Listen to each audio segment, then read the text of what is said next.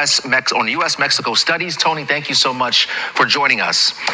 Let's start first. This action taking place here today that ultimately led to the killing of El Mencho, the head of the Jalisco New Generational Cartel. What does this truly mean for drugs flowing in and out of Mexico? Well, this is a top cartel in Mexico, not just dedicated to fentanyl smuggling into the United States, but to many other criminal activities within Mexico. This is a very diversified cartel with a lot of presence in Mexican territory, and obviously what happens in Mexico affects the United States, and particularly with fentanyl. We certainly have seen a drought of fentanyl in the streets in the United States already as the border has closed, and it's become a lot more difficult for this particular cartel and other groups to smuggle fentanyl. So what we ought to expect now is So I'll pump the brakes for a second. See, what happened is once Trump closed that border, see, this is how I know how these politicians make money, right? So Joe Biden opened the border and he got paid, y'all, simply because he made a deal. You have to communicate with these cartels once that border is wide open like that. Your border wide open like that, and you want all these illegals in this country. If you understand, it's called logistics, but you're moving bodies. You're not moving a product. And it was the drug cartels moving the migrants through the border. Why? They saw an opportunity. They opportunists. They said, you know what? We got guns. We got the muscle. The border is open, but we're going to become part of the border. We're going to be the checkpoint. So no illegal could have came through without the permission of the drug cartels. And that's how they made money, because they charge these illegals money. If you want to go into America, you want to cross the border, you got to get through us. Biden knew that. And in return, Biden said, look, I ain't going to mess with y'all. I got the border open. I ain't going to mess with y'all operation that y'all got. Just make sure that y'all flood this place with the drugs. Flood it with the fentanyl, flood it with what you got, and give me some PC for making that happen. Give me a percentage for making that happen. And that's how it works. So when Trump came and shut that down and closed the border, sealed it up tighter than a virgin's vagina, ain't nothing coming through, they had to find another way to move the drugs. That's why they was going in the water now.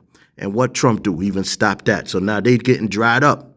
When you get dried up, you pop your head out, you make mistakes. And that's what this fool did. El Mencho popped his head out and his head got taken off. Let's continue.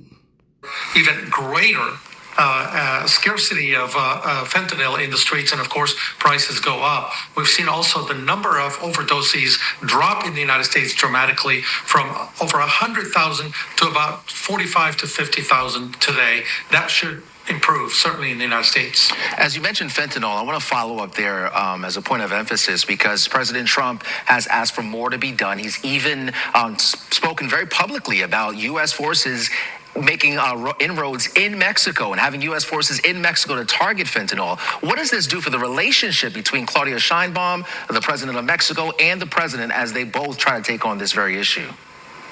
There's one thing that should be very clear. This is not something that President Sheinbaum of Mexico would have chosen to do. She has resisted her coalition, her governing coalition. The politicians around her have resisted this. They employ a very sovereign-led kind of discourse within Mexico, and they don't like U.S. intervention. They've resisted that. But Trump has been bearing down on the Mexican government, and she had absolutely no choice. There was only so far she was going to go in sending aging old capos from Mexican prisons to the United States. I think at this point, the Trump administration wants actual individuals that are active in criminal organizations in Mexico, and that includes politicians, because this puts the president in Mexico right up against the wall. She is going to have to touch the nerves of her governing coalition, which is suspected of being in cahoots, facilitating. That's right. So everybody is common sense, yo.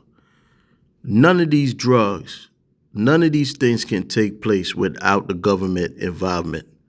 That's why she don't want American troops there. That's why she don't want Donald Trump to come in there and clean house, because she's corrupt. They getting paid off the drug money. They getting percentage PC off the drug cartels. This is how it goes down. Y'all better understand how the politics work, even right here in the States, okay? You see, Trumpy already got money. Trumpy's already a billionaire. So he not licky, and you can't pay him off. You already got money. But all these other politicians, they get what, a $60,000 a year to $100,000 a year. That ain't no money. That ain't no money. So they do criminal activity. They participate in all type of crazy schemes, shams, and all these things you see going on, okay? These politicians, this is how they get rich. Right, Nancy Pelosi? Shall we continue? And even participating actively in organized crime. She's got no choice. You know, and these cartels, they're very efficient with the systems they have in place here. With El Mencho being gone, are you now expecting someone else to rise to the forefront? Well, this is the problem. I think there's three possible scenarios. One is that the government of Mexico will say, we've done it, it's done, it's finished, the guy's dead, and that's it. We cannot tolerate any more violence. We've seen the pictures out of Mexico. They're very dramatic.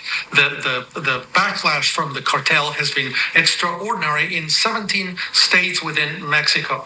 But I don't think Trump is going to allow that. A second scenario, of course, is a continued war against the cartels, which will produce even more violence. And With that said, ladies and gentlemen, there's only one man in my lifetime, one politician in my lifetime that took the political throne, and every 9 out of 10, when Donald Trump said he gonna do something, he do it. He does it, man. He does it. He's a man of action.